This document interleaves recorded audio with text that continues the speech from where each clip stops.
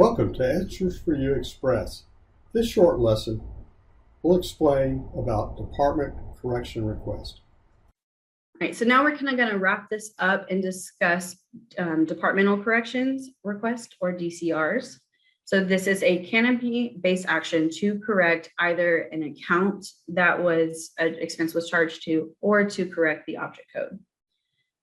Now, there are two different times that we kind of see this. It's either a voluntary correction request, and that being the department or PI may have audited their account, realized, oh, this expense shouldn't have been charged here, or, oh, it charged the wrong object code.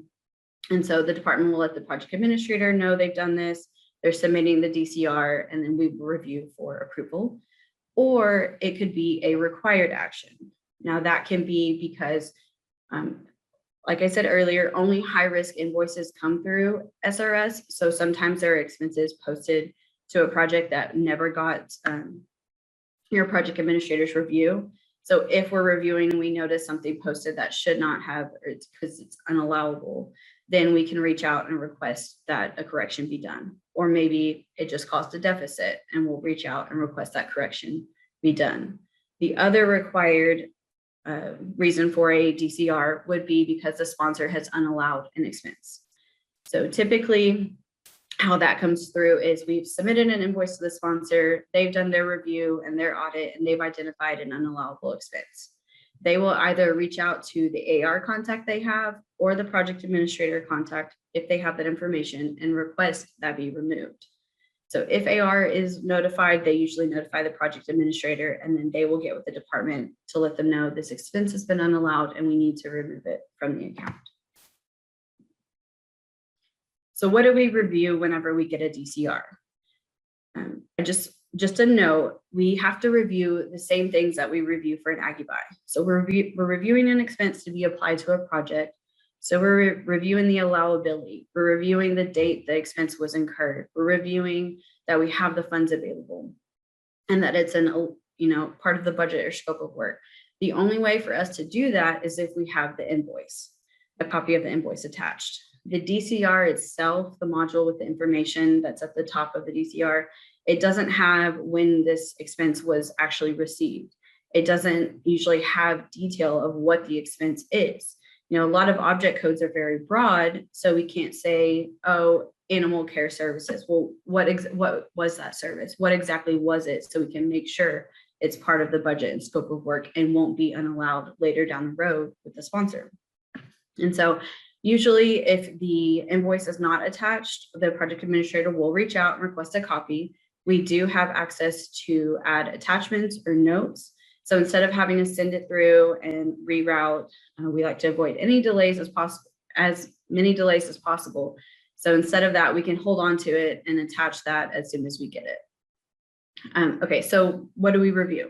We review the goods received date within the period of performance, making sure that that expense was received and was purchased and received before the end date of the project.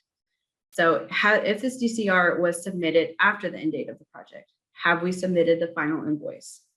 Once a final invoice is submitted to a sponsor, we cannot add any further expenses. If it's absolutely necessary, we can request a revised final invoice, but typically once we send a final invoice, no further expenses can be applied to the project.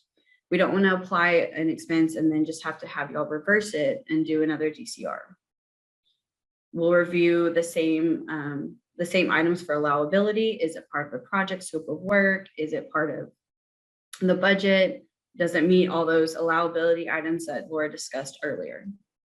Also, if we're moving between two sponsored project accounts and it's for multiple PIs, are both PIs in agreement of this correction? We want to make sure that they've both said, oh, yep, that was an error. It should actually be applied to this project, and we are both good with that. Are there funds available to cover the expense? Again, the canopy has that safety net in there to not allow a DCR to be submitted if there are no funds available. That being said, if there is not the budget flexibility, if we're restricted between expense categories, maybe it'll send a certain budget pool over, and we don't want to do that. We want to make sure that we don't go out of our budget if we can prevent that. Another item that we review is the Justification Code. So this code, I know there are various options to choose from. I've seen source change. I think there's one regarding administrative error, and those sort of things. If you use declare a deficit, we cannot approve that. So declare a deficit is not an acceptable reason for why an expense should be moved onto an account, onto a sponsored project account. That is a huge audit risk for us. We shouldn't, for everyone. We should only be moving expenses because we are truly trying to apply that expense to the correct project.